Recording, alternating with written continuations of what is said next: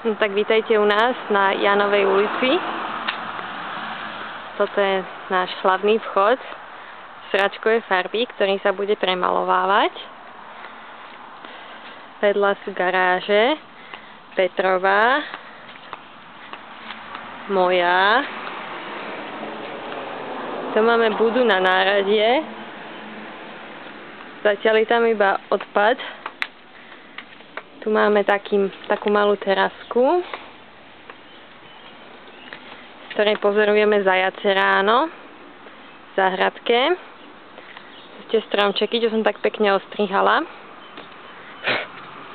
Toto je moja malá záhradka. 2 rajčiny, petržlen a meta.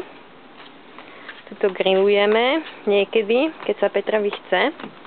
Tuto ráno sedávam a pijem kávu. No a teraz ideme do domu. Sme vnútri, teplo tu je jak sviňa.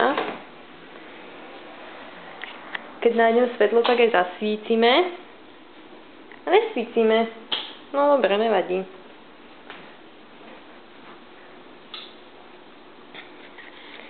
Náš kuchynský stolík. Kuchyňa. A máme mufiny v trúbe, skontrolujeme, či nám nehoria. A mufiny nám ešte nehoria.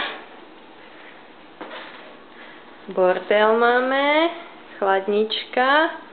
A tu je taká malá chodbička. A predné dvere. To sú tie sračkové farby. Tu máme takú obývačku, také provizorné závesy zatiaľ. Skrinky, knižky. OK, poďme sa pozrieť dole chodbou. Aj svetlo máme. OK. Tu naľavo máme kúpeľku. Ešte nie je taká prerobená, ale však bývať sa dá. Oproti kúpeľky máme ďalšiu izbu, hosťovskú izbu. Vôbec nezariadenú, lebo nám ešte treba domalovať nejaké veci. Tak, to ešte také nedokončené. A odtiaľ tu ideme do našej spálne.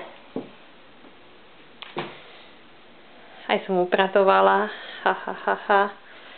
Provizorné závesy, ktoré patria do obývačky. A ešte stále žijeme z krabíc. Jedna krabica, druhá krabica. A odtiaľto sa ide do našeho šatníka. A ďalšia krabica. A odtiaľto budeme mať niekedy v budúcnosti kúpeľku. Kúpeľku číslo 2. Zatiaľ je tu len bordel a špina. Ale bola kedy hádam budem. A poďme rýchlo do pivnice. Kam návštevy nepúšťame, lebo sa ich snažíme nestrašiť. To je silný kultúrny zážitok. Ružové koberce.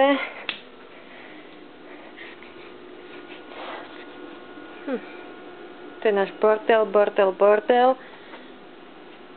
Tu niekedy v budúcnosti budeme mať možno aj televízor. A tu je moja kancelária.